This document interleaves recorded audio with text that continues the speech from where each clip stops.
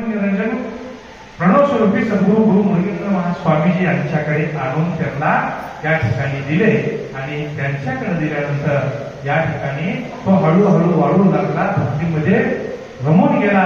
आणि एका दिवशी काय झालं, या ठिकाणी मूळ पुरुष श्रीमंत निरंजन प्रणव स्वरूपी सद्गुरू गुरु मुरलीधर महास्वामीजी साधना करत होते. ही साधना करत या ठिकाणी साधना करत असताना या आरती लावली होती. ती आरतीतील या ठिकाणी तेल संपलं होतं, म्हणून आरती आता विझणार होती. हे कोणाच्या लक्षात आलं?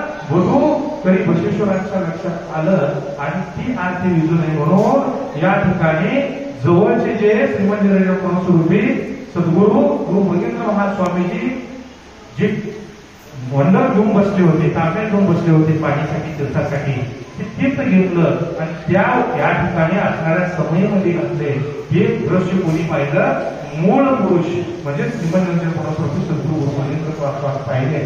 साधना चालू होती. मनामध्ये वाटलं, अरे बापरे, हा मुलगा आता पाणी घातला.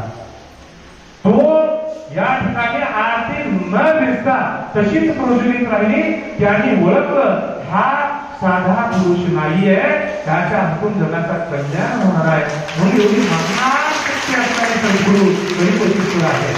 त्यांची कथा पुढं एका ठिकाणी असं झालं, त्यांनी गेले, बहुतेक गावाचं नाव लक्षात राहिले, त्या ठिकाणी सेवा चालू होती आणि सद्गुरूंच्या मुखातून थोडस कठोर वाणी आली आणि कठोर वाणी आल्या कारणामुळं हा भटुकरी बसवेश्वर थोडस नाराज झाला.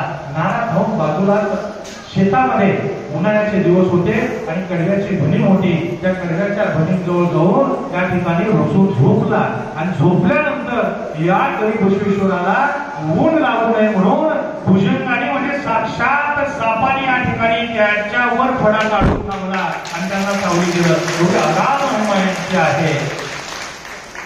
मला म्हणायचं आहे, आपला महात्म्य, आपला इतिहास मंदिराचा सर्वांना माहीत राहावं. ते गुरु महाराजांनी मला 2 शब्दामध्ये सांगितले की आपल्याला सांगायचं कारण काय आहे, एवढ्या महान शक्ती असणाऱ्या सद्गुरू गरीब बसवेश्वराच्या मठातून आपल्याला शिवकथा ऐकायला मिळते, शिवकीर्तन ऐकायला मिळते. म्हणजे आपलं पूर्व पुण्याही संचित आहे. आपल्या हातून काहीतरी भाग्याचं कार्य घडणार आहे, म्हणून आपण भाग्यशाली आहे. आपल्यासाठी एकदा जोरदार टाळ्या.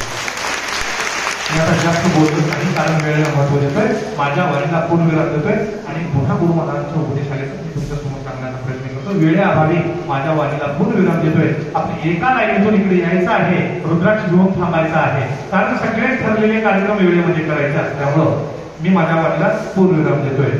बोलो भारत माता की वंदे. हा हा हा हा. धन्यवाद.